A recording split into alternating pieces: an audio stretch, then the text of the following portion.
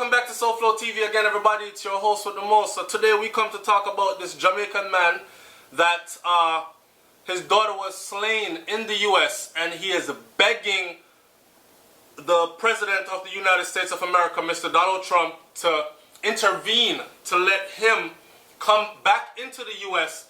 to attend his daughter's funeral. Here's the issue. This guy was already here in the U.S. before, had lived here before, and apparently had been deported on drug charges, right? And now his daughter was murdered years later, and he is begging the president. I have so much to say about this, but I'm going... Donald Trump, President Donald Trump, I am asking you, please, sir, if you could assist us by getting us to the United States of America to pay our last respect to Abigail Smith, who was gruesomely, brutally, murdered. Oh my gosh, please sir, we are asking for your help to have us to see her, to show our last respect for the last time. Please, on the 23rd of July, sir, please, we are asking you for your sympathy. I can't find one word to describe what she is. All I need is to pay my last respect to her, to see where she was murdered, to see how she looked when they find her. I can't find one word to describe what is going on within my soul, my body, my mind, my everything is gone. She is gone from me.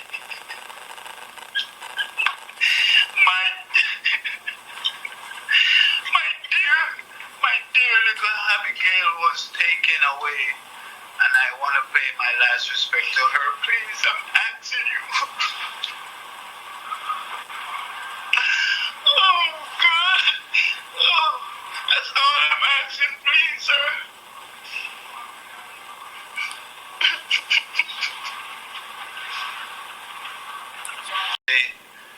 And I hope he would give us the go to see her for the last time. And I just want to tell him thanks, because I know he's a loving president and he would do the best for us. I thank you, sir.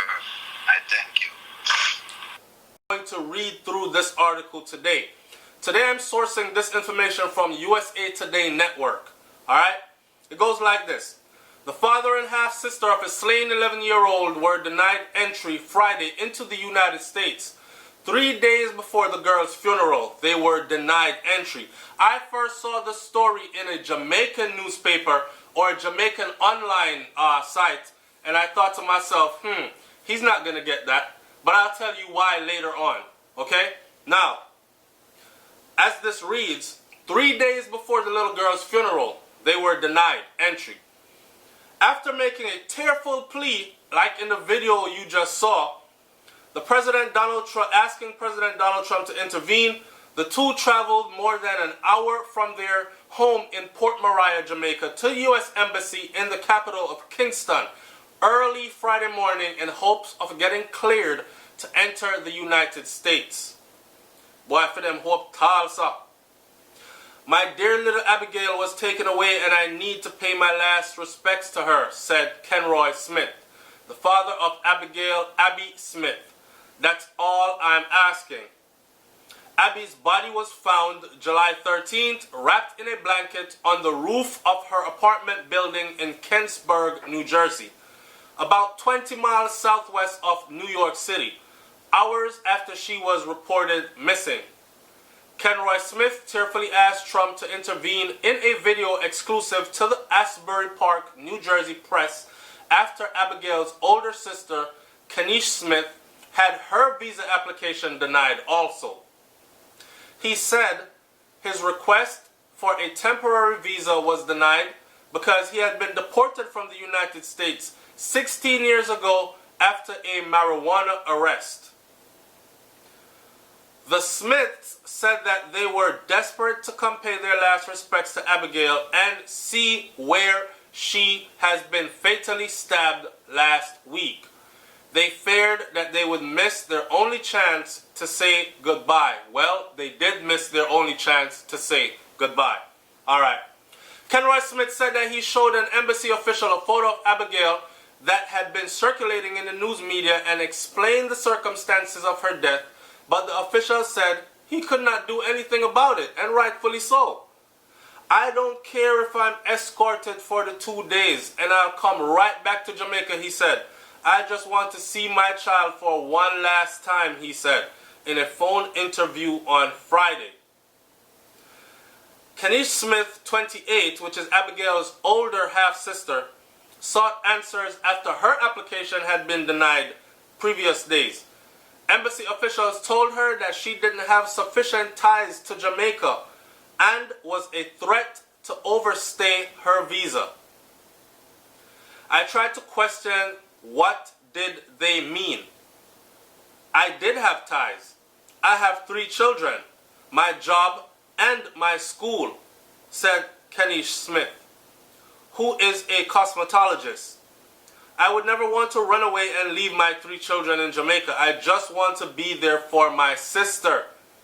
Kenish Smith said she showed officials Abigail's death certificate and a letter from the Monmouth County Prosecutor's Office, but she was still turned down for the visa. Let me say something. I'll say it in the end. Without immediate intervention, the two said that they would not make it to the United States in time to see Abigail laid to rest on Monday. The embassy is closed on Saturdays. A State Department official said that the visa applications are judged on a case-by-case basis, and the department does not comment on individual cases. Kenish said she wept after hearing the decision. Abigail Smith needs her sister there at the moment, she said. Who's going to stand up for us? We have no control. We can't do it on our own. A stab wound to the neck killed the preteen. A stab wound to the neck killed her. The girl's upstairs neighbors, Andreas Erazo, has been charged with her murder. He is in Monmouth County Jail awaiting a bail hearing. Letitia Smith, one of Abigail's sisters who live in Maryland, said that she has been up early every day this week writing emails to elected officials and going to local immigration offices in a frantic last-ditch of effort to help her father and her sister get their visas. Every minute it's like I'm hitting a roadblock. But I'm just not going to stop, she said. I'm not stopping until they're here. Abigail moved to the United States with members of her family in 2007. Her survivors include 5 brothers and 3 sisters, according to her obituary. After the decision had been handed down, the father and the half-sister said that they lingered in their car across the street from the embassy, hoping someone would step in and help them, hoping someone would step in and say, okay, look, we have this worked out, this is how we're going to do it. We're sitting across from the embassy like we're lost, Kenroy Smith said. Again, Kenroy Smith frantically appealed to Donald Trump to step in. Mr. Trump, she is my daughter. Put yourself in my position and see what would be suitable for you as a father who nourishes and cares for your children, he said.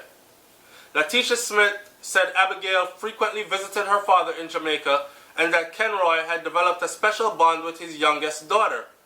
We're a family. We all need to be together for Abigail, he said. The government, I just hope they hear my cry. Well, check this out. Here's my take on this. And then I want you, my audience, to like, comment, share, subscribe. If you've never been here before, I want you to leave your comment in the comment section below. Tell me what you think about this.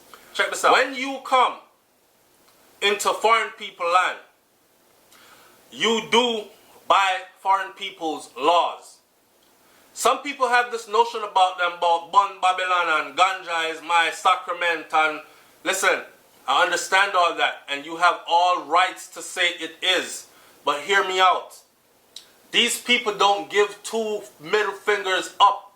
You know what that means about you, your daughter, you're asking people who have seen, here's her sister who's 28 years old. She's a cosmetologist. She has 3 children and she has a job in Jamaica. And the embassy tells her that she doesn't have close enough ties to Jamaica. Then they feel like she will go to the United States and run off if they give her a visa to attend her sister's funeral. She had never been deported. She just wanted to go to the funeral. It was denied, right? And you have to, I know it seems callous. I know it seems callous, but you have to put yourself in the mind frame of people that don't give 2 shits about you. Think in the mindset of the people that don't care about you. They don't even see you as human beings. You understand? So they have seen also, let's put this into consideration. You're up there arguing and telling these people, I have my job. I'm a cosmetologist. I have 3 children and I go to school. That's a lot of ties. I wouldn't run away and leave my 3 children. A lot of people have ran away and left their children. A lot of people have ran away and left their spouses. A lot of people have ran away and left their sick, dying children. So that holds no weight to these people who have seen this happen over and over again. You're over there trying to convince them that you're not that type. When they've seen that type come from where you come from, do exactly what they're saying you could do many times over. You understand? And now let's take into consideration her father. So you're here in the United States of America, right? And I've been here since I was 8 years old. I've never had a charge on anything.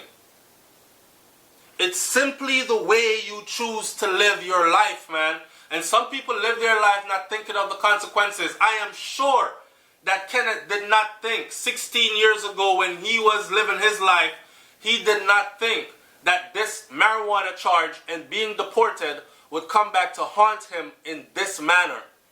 We have to start thinking long term. You know, some people say, live for today because you don't know what tomorrow might bring. Have a plan for tomorrow, yeah?